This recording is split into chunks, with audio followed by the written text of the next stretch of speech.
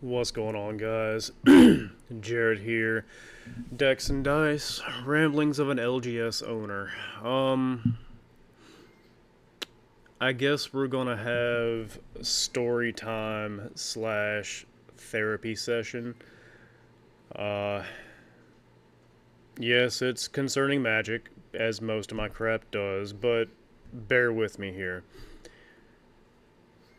As the announcement that Universes Beyond is going to end up being, 50% of what Wizards is going to put out with all of their upcoming sets, everyone is fairly divided on the subject, and rightfully so.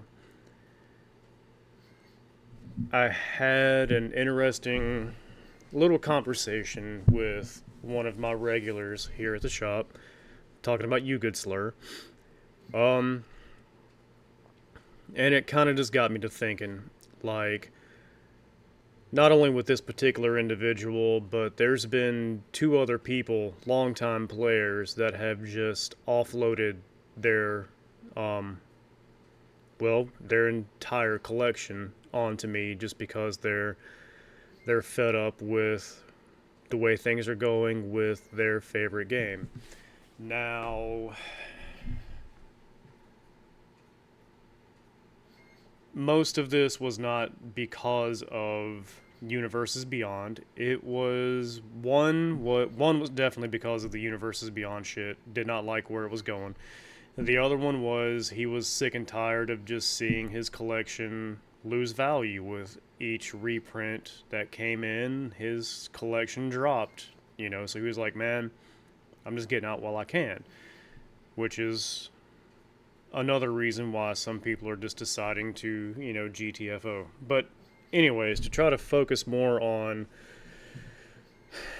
the Universes Beyond crap and the conversation I had with the good slur and the other person,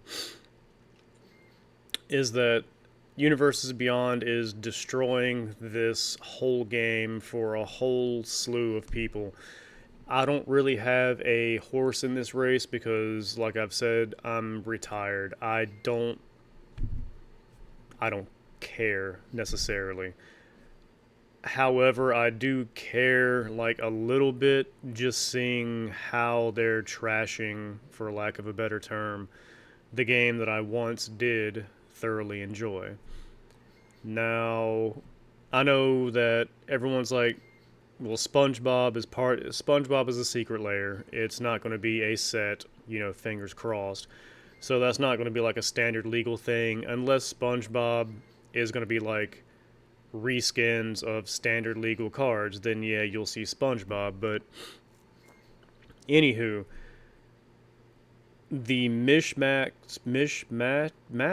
whatever that phrase is, of IPs that you're seeing, and then a lot of the old veteran players that are just kind of like, man, this is dumb. A lot of people, I think, are just kind of feeling left out, not out of place. There you go. That's a good way to put it, is out of place.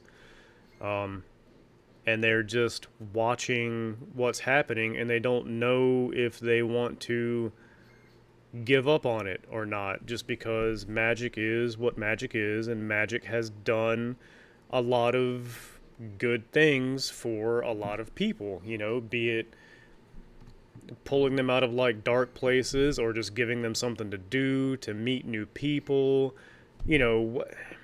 whatever small to big thing that playing Magic has done for them. It's done enough to warrant them to stick around and be like, okay, Magic is cool. That seems to be heavily waning, except for a few people that I see on YouTube that are just diehard fans that, like, I'm never going anywhere. Magic is the shit. I'm just, staying the course. I'm not quitting, which is fine. If you're that particular kind of person, then you do you, boo-boo. Good for you. There's obviously, you see some reason to stay, and that's perfectly fine. Again, you do you. For a lot of people, though, it's leaving a really bad taste in everyone's mouth. And that's really sad to see from like my perspective of these people who have been playing for 10, 15 years plus, whatever, even like a small 8 years or whatever, that are just kind of like, I'm out.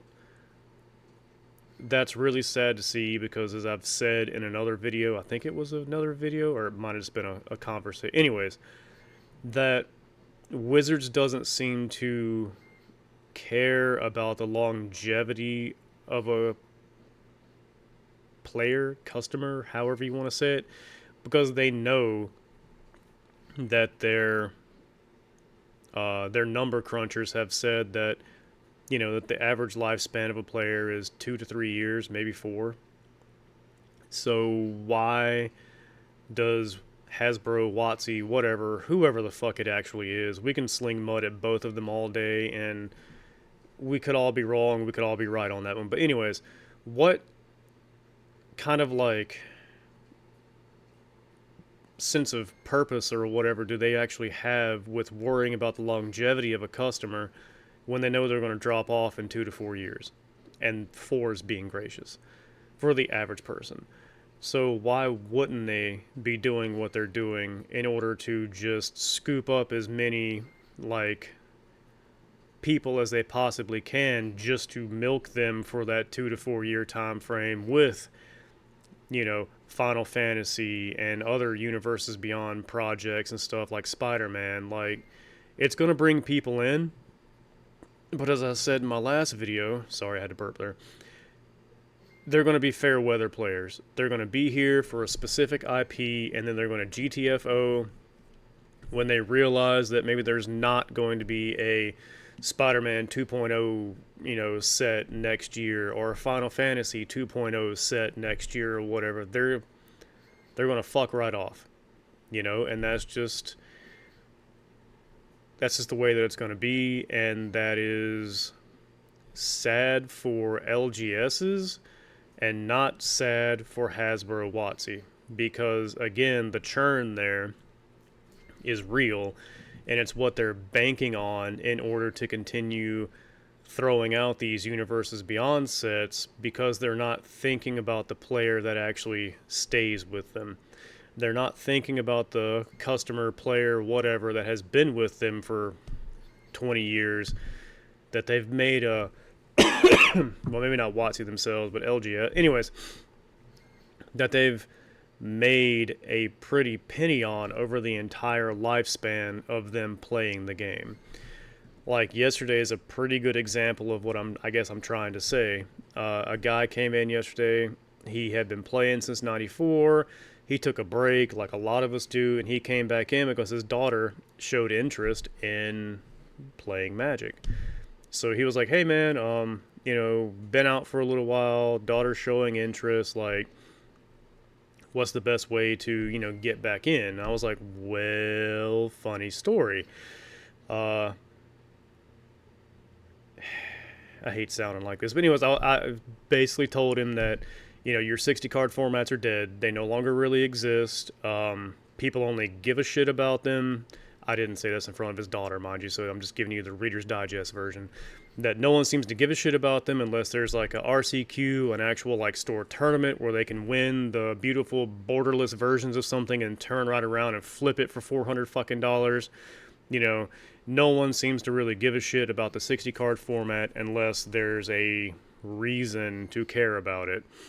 And I was like, because MTGA, MTGO pretty much eliminated the need for people who like a 60 card format to actually go to an LGS and participate in anything, when you can just go sit on your phone and, I don't know, stream some dumbass fucking fluoride stare shit on Netflix while you sit there and, you know, do the thing on MTGA and waste away. No hostility there whatsoever. And then, like, so I told him about Foundations coming up, and like how, you know, not that I didn't want his money right then and there, but I was like, hey man, if you just wait a couple of weeks, there's this thing coming out called Foundations, It'll be a great way for you and your daughter to jump into the hobby. There's instant collection boxes. It's like as user starter friendly as you possibly can be. And then I gave him a couple of those intro deck things that Wizards sent us all like a month ago or whatever. I was like, here's like honestly the best that I can do for your particular scenario. Since he hated Commander and was a 60 card format, like that's his jam. That's what he wants to do. I was like, this is the best I can do. I gave him the selection of the decks, those intro decks that we had. He took two, and I was like, hey man, I'm didn't mean to be an asshole or the bearer of bad news or whatever, but it just simply is that way now. But there's nothing stopping you from playing a 60 card format that you remember at home with your daughter. I was like, just remember that and enjoy it or whatever, take with that what you can. And dude was pretty understanding. Was like, hey man, thanks for, basically not bullshitting me. And I was like, no problem. That's my jam. I come off as rough around the edges and brash, and I just kind of tell it how it is, even when I'm like selling shit to people, because I would rather people get the correct information and not a sugar-coated, just buy this, get it the fuck out of my shop. I don't care if you're happy with the end result or whatever. Even if I don't make the sale, I would like them to be informed enough to know that if they wanted to buy it or not, then that's on them. I'm not a car salesman, none of that shit. And that's one of the things, arguably, even back in my GameStop years, that people really enjoyed about me was I didn't bullshit them and I didn't try to just shove shit in their face for them to buy just for the sake of buying something. But I'm going off on a tangent there. I'll try to rein that back in.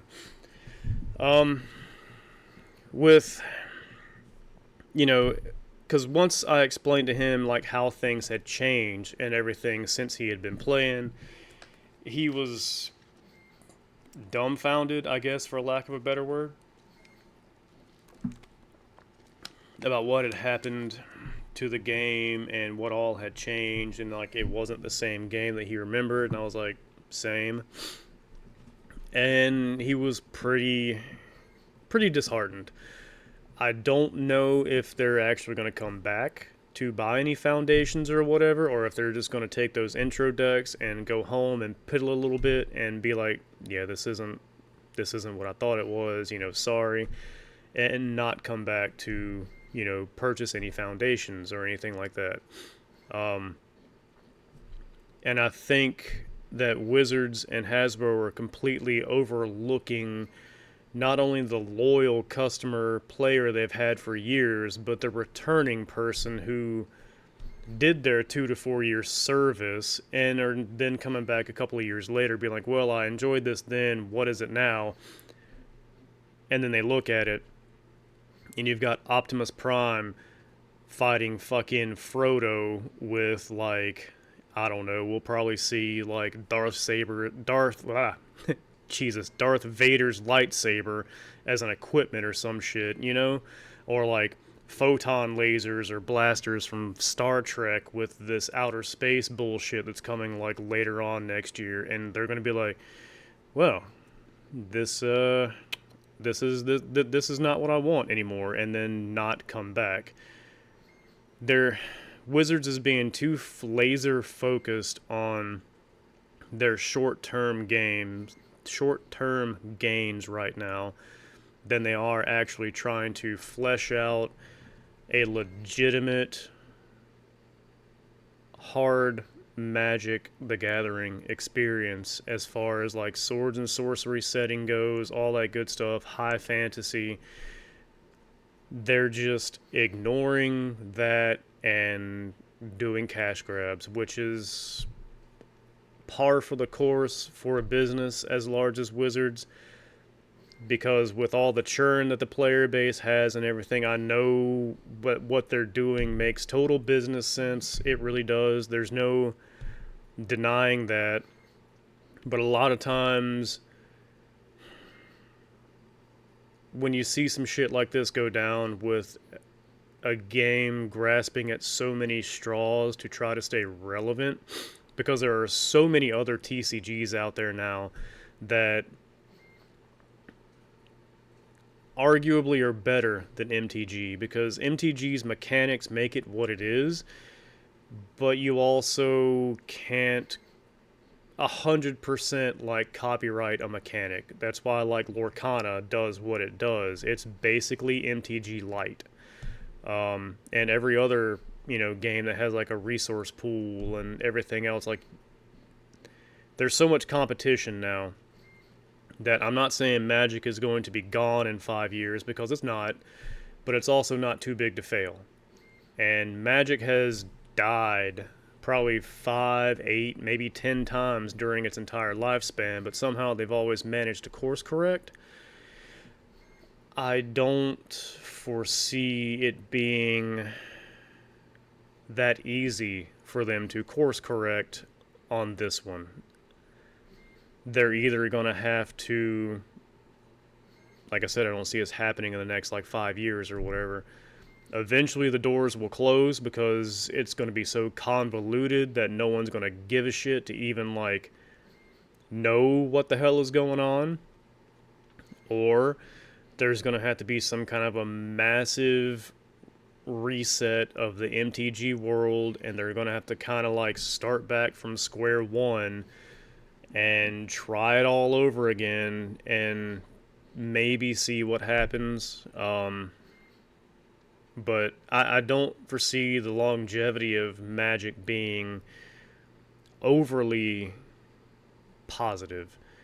They're going to cash grab as quick as they can with all of these universes beyond things, and with making universes beyond like standard legal now, I don't know how that's going to actually affect things because one, like I said before, if there's no real reason to do it, no one plays standard in person anymore really, and I don't really, whatever. We'll see how it affects the format on like MTGA and everything, I guess, but that just kind of harkens on that like maybe because I mean we're even going back to Innistrad next year and Tarkir. Snapping my fingers because it helps me think a little bit. So I don't think WotC and Hasbro have any real brain trust, brain power, or whatever going towards legitimate Magic sets anymore.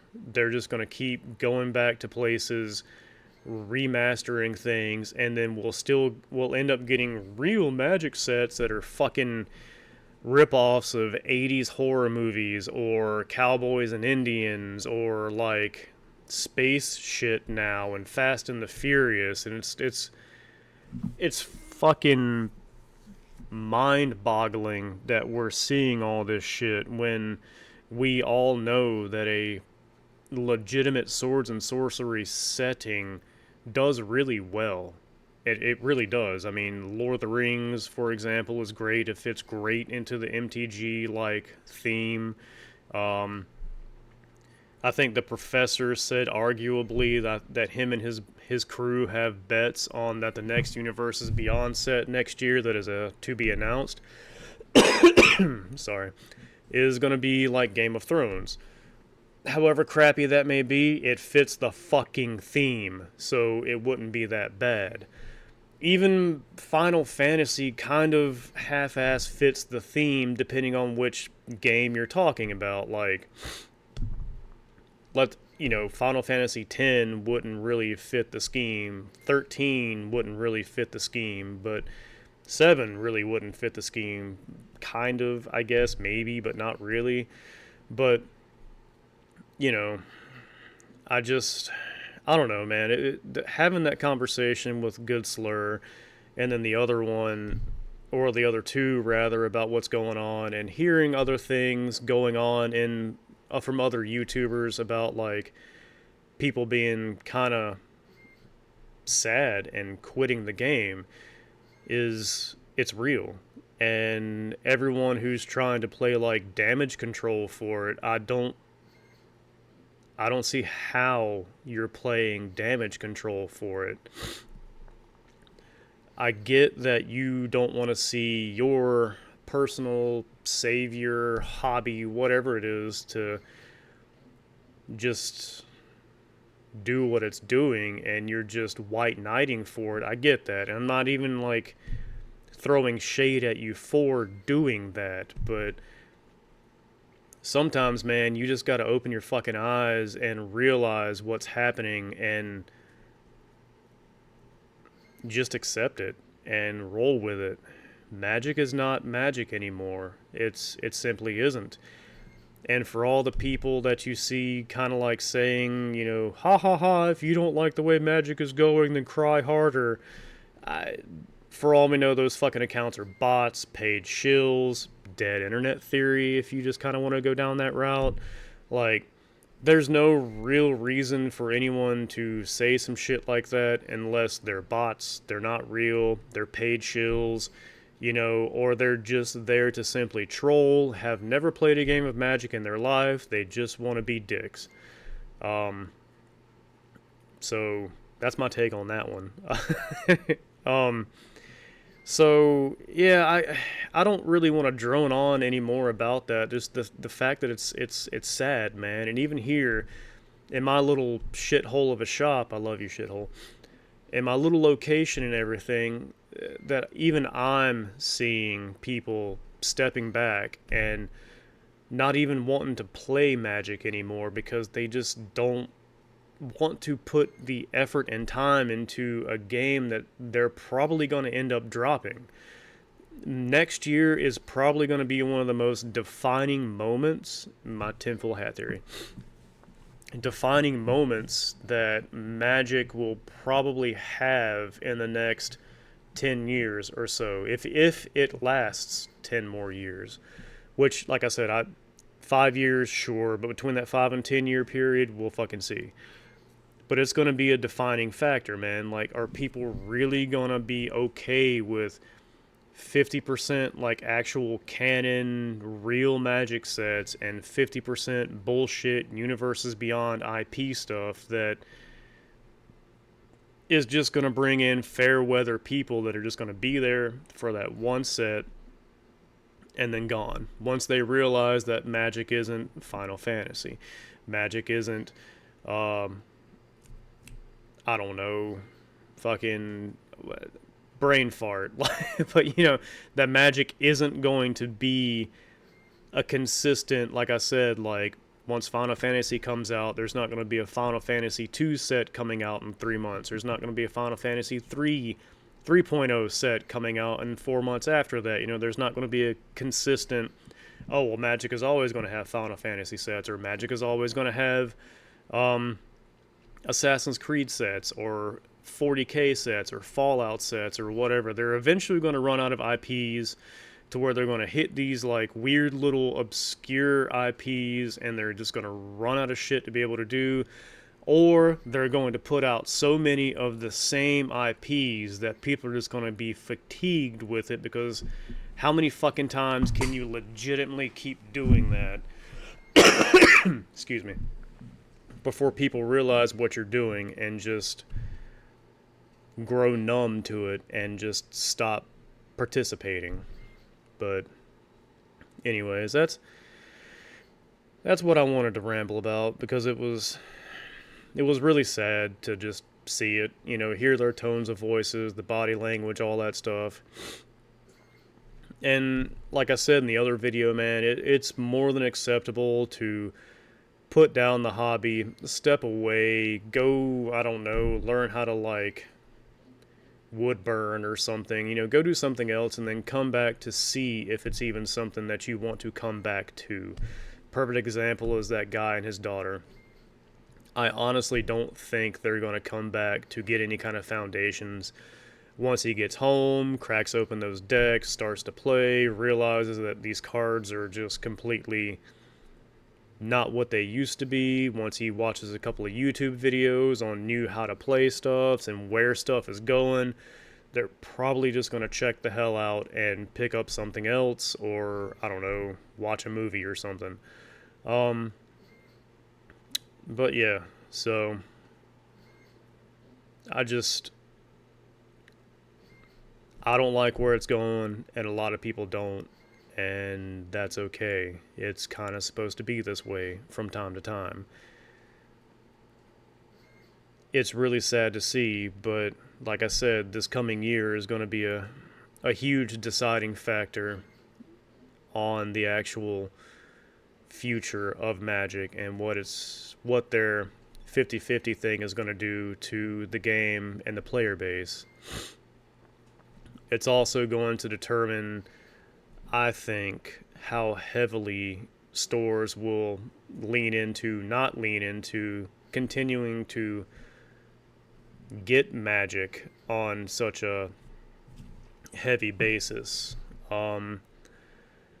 Like on my end, I'm highly considering swinging way more effort into like Yu-Gi-Oh, Digimon, One Piece, just because those games have picked up a lot more steam.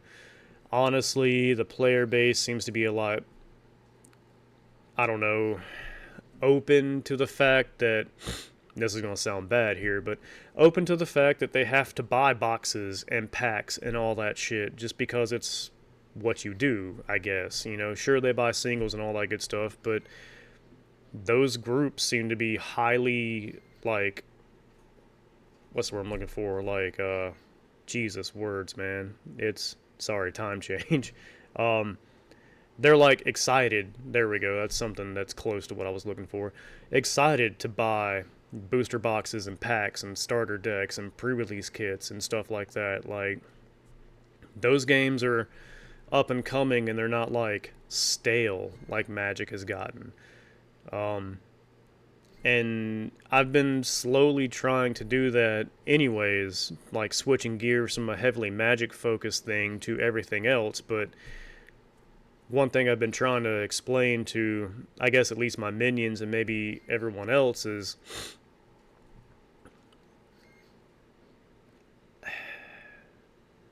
spending money as far as getting stuff from distros on Magic and spending money on other card games and stuff. Like, sure, like let's say I drop 7K, I'm just throwing numbers out there. Let's say I drop 7K on Magic. 7K on Magic is not going to like look the same as 7K on any other game.